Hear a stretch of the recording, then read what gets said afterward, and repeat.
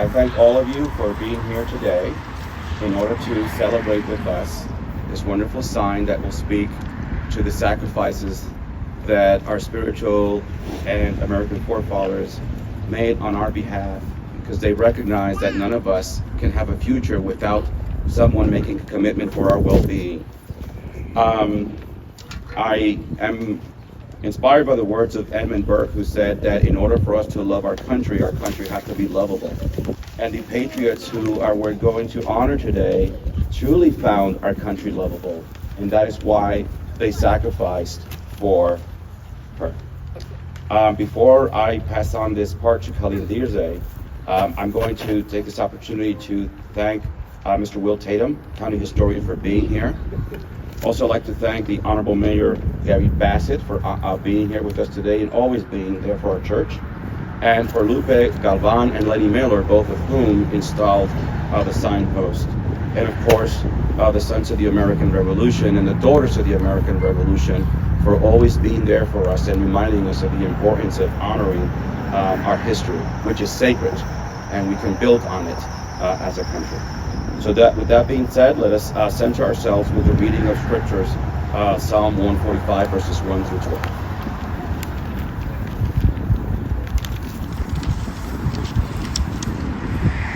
Good morning. Can you hear me? Yeah. Great. Psalm 145, 1 through 12 reads as follows. I will exalt you, O God my King, and bless your name forever and ever. Every day I will bless you and praise your name forever and ever. Great is the Lord and greatly to be praised. There is no end to his greatness. One generation shall praise your works to another and shall declare your power. I will ponder the glorious splendor of your majesty and all of your marvelous works. They shall speak of the might of your wondrous acts, and I will tell of your greatness. They shall publish the remembrance of your great goodness. They shall sing of your righteous deeds. The Lord is gracious and full of compassion, slow to anger and of great kindness. The Lord is loving to everyone, and his compassion is over all his works. All your works praise you, O Lord, and your faithful servants bless you. They make known the glory of your kingdom and speak of your power, that the peoples may know of your power and the glorious splendor of your kingdom. I pledge allegiance to the flag of the United States of America and to the republic for which it stands, one nation, under God, indivisible, with liberty and justice for all.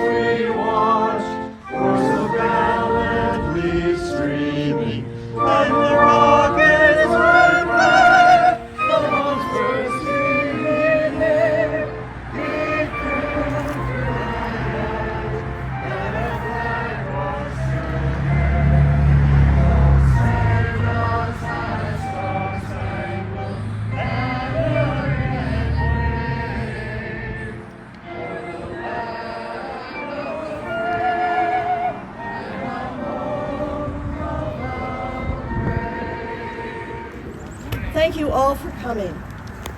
We're here today to honor and commemorate the brave and selfless men who lie in our church graveyard. We are proud of their sacrifice, and we are mindful of our responsibility to care for this hallowed ground and the remains of those who are interred here. But the importance of this corner began decades before these burials. In 1688, Colonel Henry Beekman received a patent for land in Rhinebeck. 42 years later, on August 26, 1730, he gave a 2-acre lot for building a church, schoolhouse, chapel, meeting house, or building. In addition to the 2 acres, he gave 44 acres intended as a glebe for the support of the minister, which was eventually divided up into lots and leased. Today, many houses in the village are built on those original lots which are still owned by the Reformed Church. The church lot was described as being on the corner of the King's Highway, near Colonel Beekman's Mill, and the road which parts from the King's Road easterly to the neighborhood of Sepaska. The King's Road, now known as Route 9, was approved by the New York Colonial Assembly in 1703 and was the major route between New York City and Albany. The street, which we know today as South Street, was at the time the Sepaska Indian Trail and was the principal route from Connecticut to the Hudson River. At the time, East Market Street did not exist. It was not cut through until 1802. So this corner was the major intersection. And very on in the establishment of the county, Rhinebeck took the lead in a prosperous and growing community. In 1714, when the first census of the county was taken, there was a total of 447 inhabitants in 67 households, spread across 3 primary locations, Rhinebeck, Poughkeepsie, and Fishkill. 27 of those households, 40%, were in Rhinebeck and included 169 individuals. By the time the first church here was completed in 1731, historians have speculated that the population of Rhinebeck, which then included Red Hook, was likely more than 1,000 people. The first elders and deacons of this church were the leaders among those first settlers and included Jacob Kipp, one of the patentees of the very first patent in 1688. The first church was described as a frame building with a spire, clapboarded, and painted red. It is said to have measured 40 by 50 and could seat at least 200 people. Clearly, the founders were optimistic about the future. In 1733, 43 men are listed as having free use of the pall at burials by virtue of their support of the church. Between 1731 and 1741, there were no galleries, but these had been put in by 1743. Benches were used for seats, and men and women had their own benches. Other benches were reserved for elders and deacons, and there was a bunch specific to Colonel Beekman, and one for the civic justices of the peace. The cost was noted at 6 shillings a sitting, and it was noted that 2 benches were free or for Negroes. In 1799, the church was thoroughly overhauled and refitted with a new ground floor seating plan. New pews were installed, including some that were square. Walls were newly plastered, and the interior and exterior paint colors ordered by the consistory were white for inside and Spanish brown for outside. These repairs and upgrades were deemed insufficient a mere 8 years later, when the original church was torn down and replaced by the church we see today. Its main character-defining feature being that the south and west walls are of brick and the north and west walls of stone. A unique collaboration between congregants who had the means to make monetary donations and those who could only give the stone from their fields. Between 1841 and 1851, the present arrangement of all galleries was instituted, and the first organ was installed with funds from the Ladies' Benevolent Society. The interior of the church was remodeled again in 1852 and resulted in the beautiful interior we see today. Later improvements include the 1879 installation of gas fixtures and the 1892 purchase of the new organ.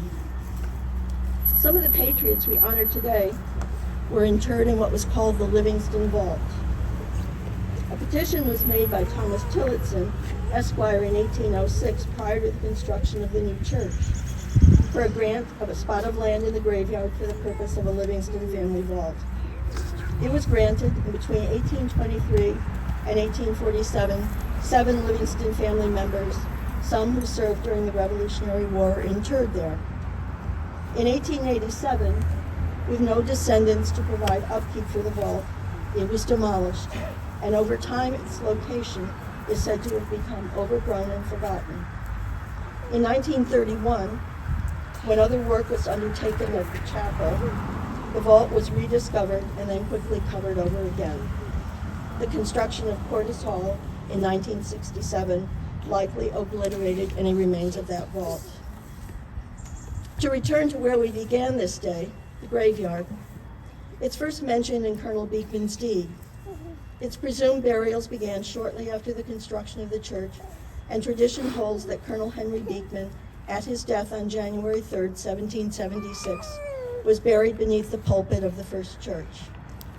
A marble plaque honoring him is prominently placed on the wall to the left of the current pulpit. In 1843, it was declared that the original burying ground was full, and a committee was put in place to address the situation. It should be noted that resting among the 44 patriots is a British soldier, an act of humanity that makes us proud to this day. In 1731, when Colonel Henry Beekman gave land for this church, I think he was certainly being benevolent, but I also think he was making a shrewd investment in the future. This land allowed those who were looking to make a new life for themselves to literally put down roots, to form a community of souls that gathered together to not only worship, but to make decisions about the future of the fledgling village. The red church on the hill, surmounted by the spire, welcomed northerly bound travelers to Rhinebeck. It undoubtedly became a place of civic and civil discourse. Its graveyard became the resting place for founders and patriots alike. It became a focal point for its residents. I like to believe that today's white church, with the steeple and some walls of brick and some of stone, still welcomes travelers from the south to Rhinebeck, and is not only a place that honors the past, but continues to welcome all, like those who joined together to build this church, some with means, some without, with different worldviews and ethnic and cultural backgrounds. For years to come, the Rhinebeck Reformed Church is committed to reaffirming its historic commitment to diversity and inclusivity, and to continue to play a vital role in the life of the community. Thank you. Good morning, everybody. Good morning. My name is Tim Middlebrook. I am the current president of the Columbia Mid-Hudson Valley Chapter, Sons of the American Revolution. The purposes of the Sons of the American Revolution are patriotic, historical, and educational, and include those intended or designed to perpetuate the memory of the men who, by their services or sacrifices during the War of the American Revolution, achieved the independence of the American people, to mark the scenes of American Revolution by appropriate memorials. At this point, I'd like to read a letter from the Pomeroy Foundation, who sponsors the signs that you will see here shortly. They are based in Syracuse, New York, could not be here today, but I have a letter I'd like to read from Bill Pomeroy. I need to be able to see. Here we go. Okay. Congratulations from all of us at the William G. Pomeroy Foundation on the dedication of your Patriot Burials historical marker at Rhinebeck Reformed Church Cemetery. We send our warm regards from Syracuse as you pay tribute to the Revolutionary War veterans interred at these hallowed grounds. We wish we could be with you for this occasion. At the Pomeroy Foundation, one of our main initiatives is to help people commemorate their community history. We do this by offering fully funded historical markers and plaques nationwide, as well as several other history-related initiatives, such as the National Historic Marker Day, celebrated annually on last Friday of April. We feel strongly that markers educate the public, encourage pride of place, and promote historic tourism. How did our mission come about? I've been passionate about history since my childhood. I have fond memories of riding in the car with my father, who was a traveling salesman, and seeing historical markers we would stop for and read together. In 2005, I established the Pomeroy Foundation and made funding markers a priority among our first initiatives. I had learned that New York State had stopped funding its marker program decades ago and left it to the communities to raise funds on their own. This was the impetus for our first marker grant program, and later became the springboard for several more programs, including the Patriot Burials. I'm an active member of the SAR, and at the Pomeroy Foundation, we are proud to support the mission of the Empire State Society, Sons of the American Revolution, by funding Patriot Burial markers. the Sons of the American Revolution's commitment to preserving and commemorating the history of American patriots at their final resting place is important work. We extend our appreciation to the ESS SAR, the Columbia Mid-Hudson Valley SAR chapter, the church community, the Daughters of the American Revolution, Children of the American Revolution, the VFW, and everyone who has contributed to this marker project. As they mentioned earlier, one of the things Pomeroy does, we have to prove for Pomeroy, is proof of service and proof of burial. Proof of service is relatively easy to prove in today's day and age. Proof of burial is not always the easiest thing. Headstones are gone, like we talked about earlier. Things are, gone, buried under the church, whatever. So you're going to see that the number on the church and the number I read do not match, and that's the reason. We fully believe that there's 44 people in here buried, as far as what Sarah was able to determine. The sign will say something different, but that's the reason. We can only go by what Pomeroy wants us to do as far as actual proof of burial. Headstones can't be read anymore, they disappear, etc. But at this point, I would like to read the names of the 44 patriots that we fully believe are buried here. Starting with Elijah Abbott, Everardus Bogardus, James Canfield, Robert Cooper, John Cox Jr., John Kramer, Isaac Davis, William Davis, Peter DeWitt, Cornelius Delamater, Jonathan Dennison, Peter Eckert, Peter Freilich, Stephen Freilich, Jacob Hendricks, Andrew Kipp, Garrett Kipp, Ignatius Kipp, Dr. Isaac Kipp, Jacobus Kipp, Jacob Kipp, Henry Livingston, Robert Livingston, Rolif Ostrom, John Pauling, Hendrik Pels, Peter Radcliffe, William Radcliffe, Dr. William Rowell, Meritus Shriver Jr., Jacob Schultz, John Schultz, Peter Schultz, Thomas Tilson, Frederick Ull, Jeremiah Van Aken, James Van Aken, Abraham Van Kuren, John Van Kuren, Benjamin Van Steenberg, Garrett Van Wagner, Christopher Weaver, John Walsh, and Benjamin Westfall. For your words, and also Melody Moore for providing us that great historical context of the significance of this church for the community. So at this point, Mr. Middlebrook, if I'm following the program correctly, we unveil the sign. We do. Thank you for this honor. Thank you so much, sir. No problem.